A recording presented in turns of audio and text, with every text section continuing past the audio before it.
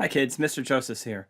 I'm going to read to you today about the Radioactive Boy Scout and give you a couple tips on where you should answer some of the questions that I've made for this assignment.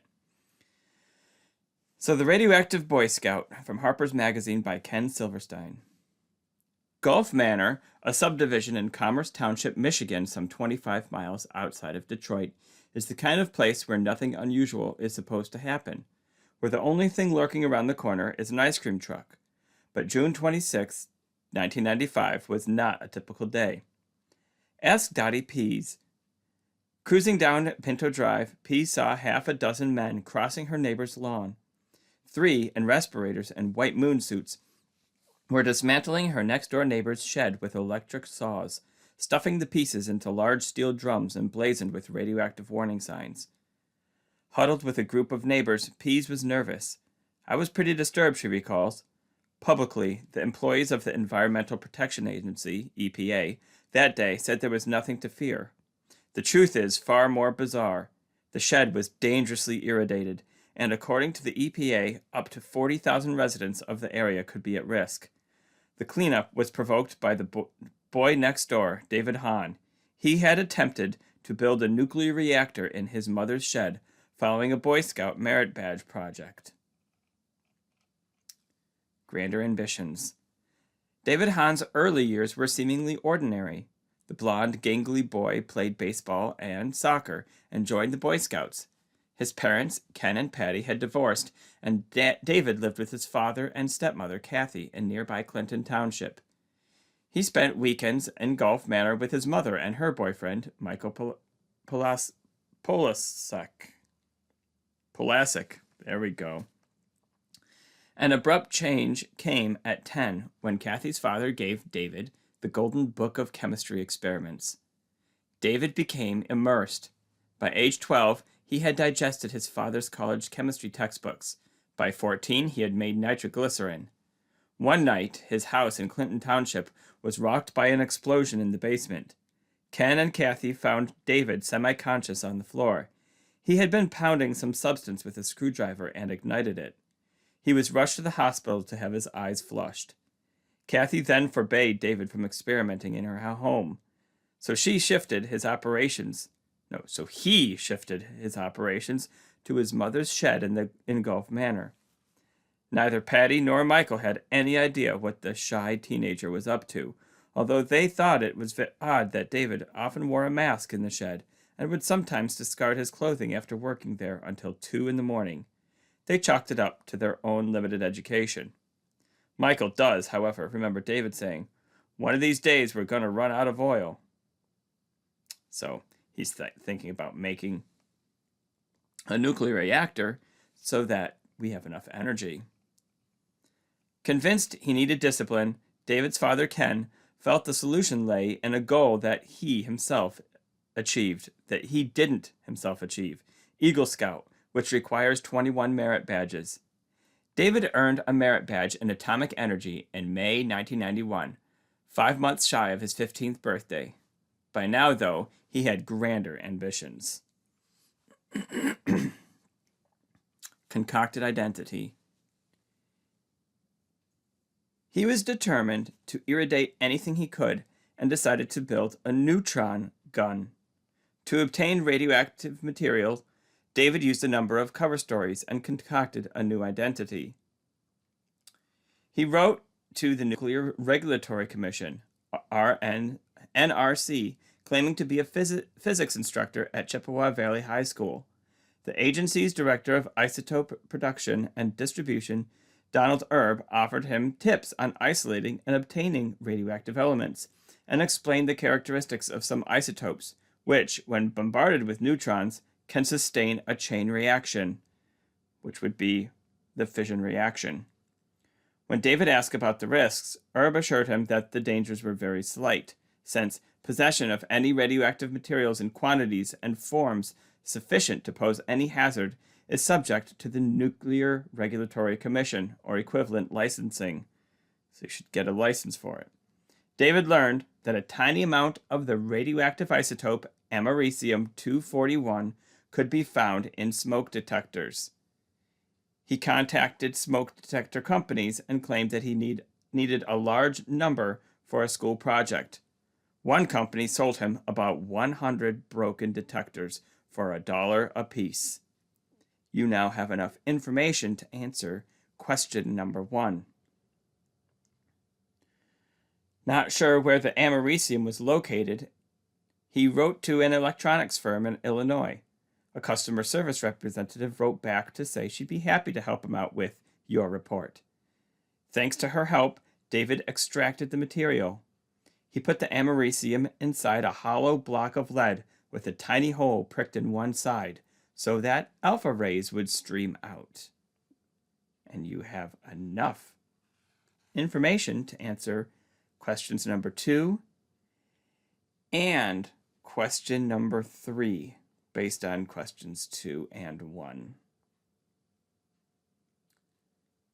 Now, in front of the block of lead with the Americium in it, he placed a sheet of aluminum. Its atoms absorbed alpha rays and kicked out neutrons. So it's an artificial transmutation. His neutron gun was ready. So now you have enough information to answer questions number 4 and number 5. To write out the number 4, you're going to write out the artificial transmutation. And number 5, whatever was made in that artificial transmutation, you're writing a natural transmutation from that.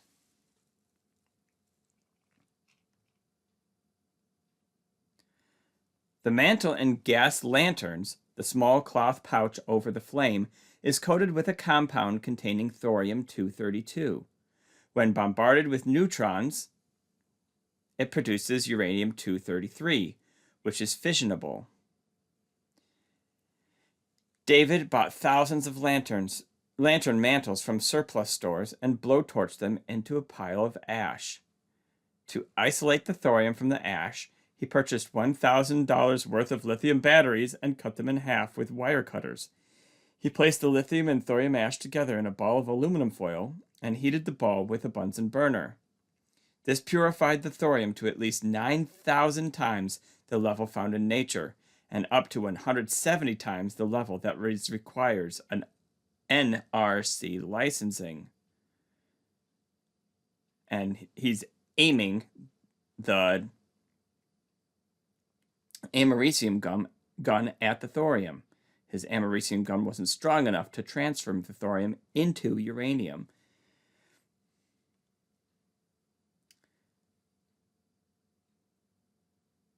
So he's got to get something that's stronger. David held a series of after-school jobs at fast food joints, grocery stores, and furniture warehouses. He spent all his money, apparently, on this project. But work was merely a means of financing his experiments. Never an enthusiastic student, he fell behind in school, scoring poorly on state math and reading tests. He did, however, ace the test in science.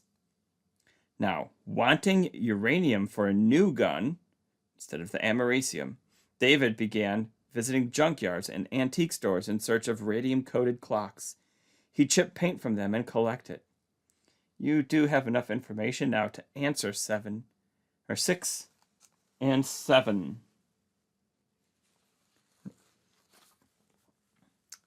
And kind of 8 as well. Why did he want to switch? I mean, the radium produced alpha particles just like the Americium did. It was slow going until one day, while driving through Clinton Township, he says he came across an old table clock in an antique shop.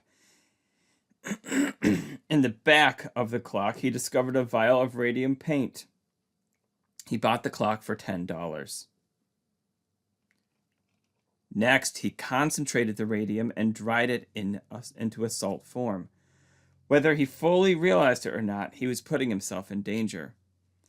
The RNC herbs had told him nothing produces neutrons from alpha reactions as well as beryllium. David says he had a friend swipe a strip of beryllium from a chemistry lab. and then place it in front of the lead block that held the radium. His cute little americium gun was now a more powerful radium gun. Radium gun. Wow, that is hard to say. My goodness. You do have enough information now to answer questions 9 and 10. David had located some pitchblende, an ore containing tiny amounts of uranium, and pulverized it with a hammer. He aimed the gun at the powder, hoping to produce at least some fissionable atoms that would sustain a chain reaction, and it didn't work. The neutron particles, the bullets in his gun, were moving too fast now. Before, they were too slow. Now they're fast. To slow them down, he added a filter, and then targeted his gun again. This time, the uranium powder appeared to grow more radioactive by the day. And you've got enough information to answer question number 11. And you should be able to answer number 12. Imminent danger. Now 17, David hit on the idea of building a model breeder reactor, a nuclear reactor that not only generates electricity, but also produces new fuel. His model would use the actual radioactive elements and produce real reactions. His blueprint was a schematic in one of his father's textbooks. Ignoring safety, David mixed his radium and americium with beryllium and aluminum, all of which he wrapped in aluminum foil, forming a makeshift reactor core. He surrounded this radioactive ball with a blanket of small foil-wrapped cubes of thorium, ash, and uranium power, tenuously held together with duct tape. It was radioactive as heck, David says, far greater than at the time of assembly. Then he began to realize that he could be putting himself in danger, and others as well. When David's Geiger counter began picking up radiation 5 doors from his mom's house, he decided that he had too much radioactive stuff in one place and began to disassemble the reactor. He hid some of the material in his mother's house, left some in the shed, and packed most of the rest into the trunk of his Pontiac. At 2:40 a.m. on August 31st, 1994, Clinton Township Police responded to a call concerning a young man who had been apparently stealing tires from a car. When the police arrived, David told them he was meeting a friend. Unconvinced, officers decided to search his car. They opened the trunk and discovered a toolbox shut with a padlock and sealed with duct tape.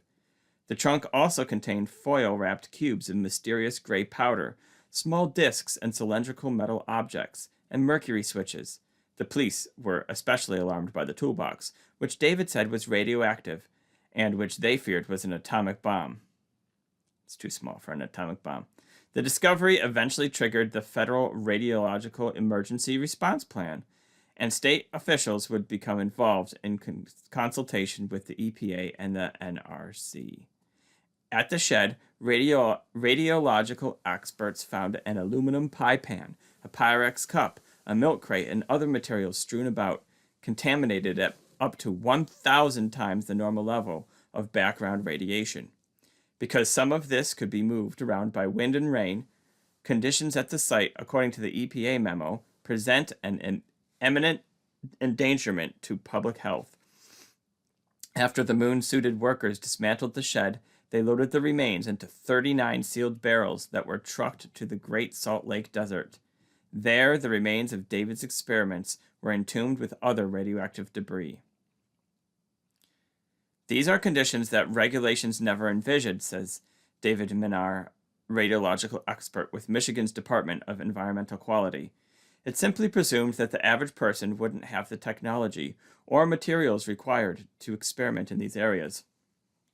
David Hahn is now in the Navy, where he reads about steroids, melanin, genetic codes, prototype reactors, amino acids, and criminal law. I want to make a scratch in life, he explains now. I've still got time. Of his radioactive exposure to radioactivity, he says, I don't believe I took more than 5 years off my life. You have enough information now to finish all the questions. And I hope you enjoyed that reading.